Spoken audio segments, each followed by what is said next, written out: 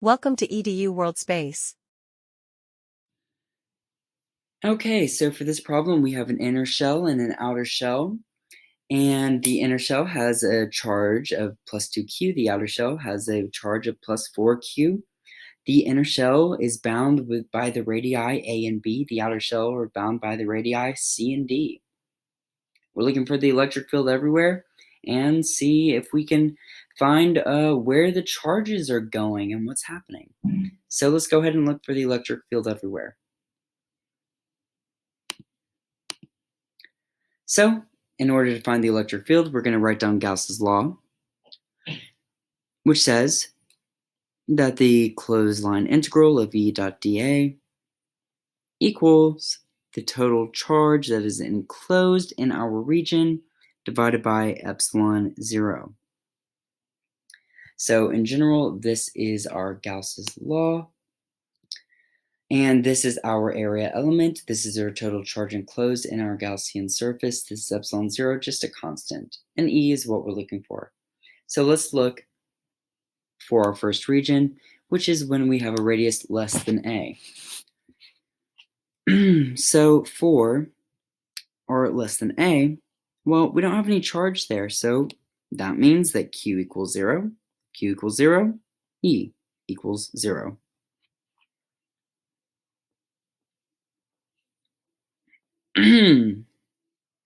So E equals 0, this region. All right, what about if we are in between A and B? So now we're in this shell right here. Well, if it is a conducting shell,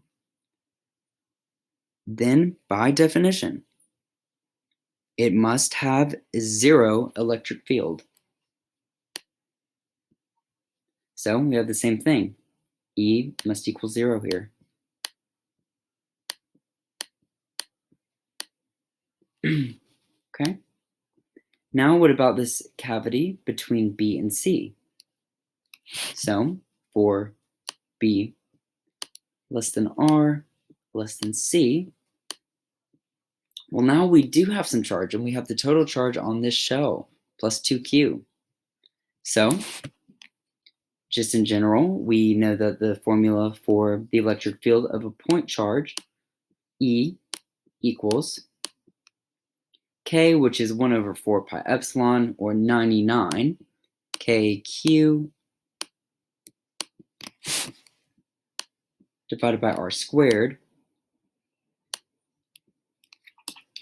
We can use this for our region between B and C, and we see that the electric field E equals K Q, which is 2Q. Q right here is the total charge divided by R squared. R squared is just this. We can write this more explicitly. 1 divided by 4 pi epsilon times 2q over R squared. Okay, now what about the region C and D? So now we are in this outer ring. Well, when we are in this outer ring, remember that the electric field must equal 0 because it is a conductor. So for the region between C less than R less than D, E equals 0. So we're inside that conductor.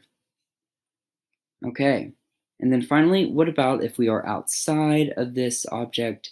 So what happens if R is greater than D? Well, when R is greater than D, then we have the total charge enclosed, which is 4Q plus 2Q, 6Q. So we just can use this formula right here for our regular point charge, and we get our electric field E equals 1 divided by 4 pi epsilon 0 times 6q over R squared. is a 6. So there we go. And those are all of our regions. Now we can go ahead and graph this.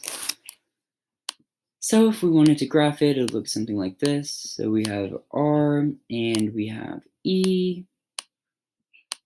and we have A, B, C, D.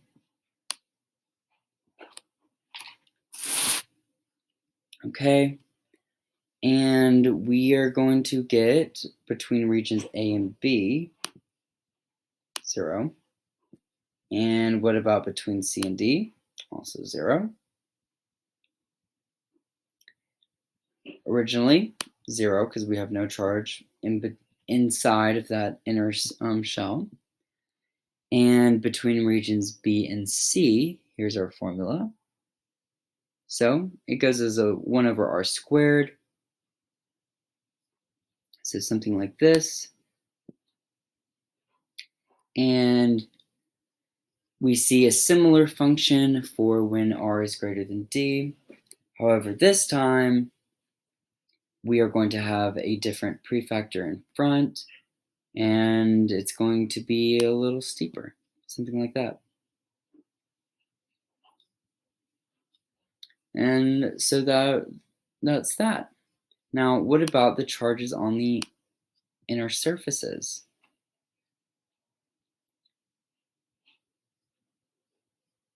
Well,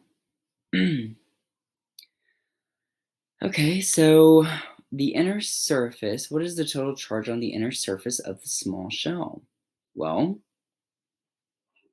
it has to be 0.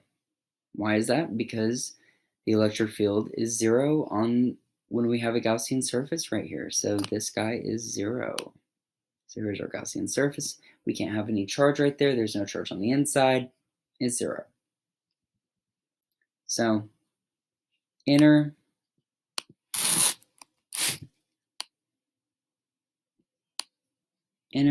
is 0. And I guess we can call this small.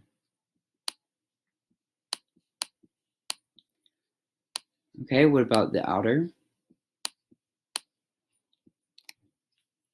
Well, the outer surface right here, it needs to contain all the charge for this inner shell. So it has to be plus 2q.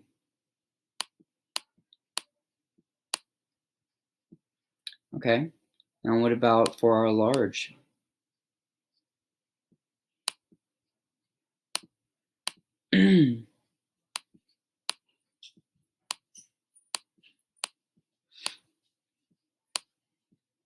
Okay, we have the inner.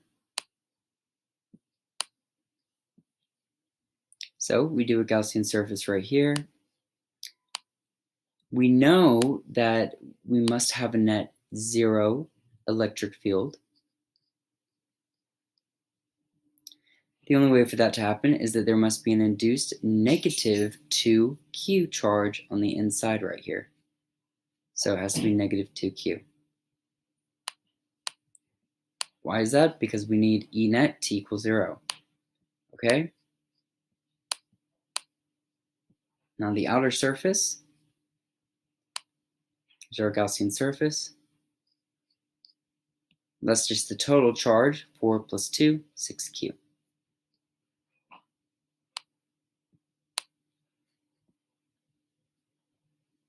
And that's that. Also, another thing to note about this graph is that this is, if we were to have units on this, we would expect that this would be a bit taller than this, because this is 6 divided by 4 pi, and this is 2 divided by 4 pi. So this is a way of checking. And that's that.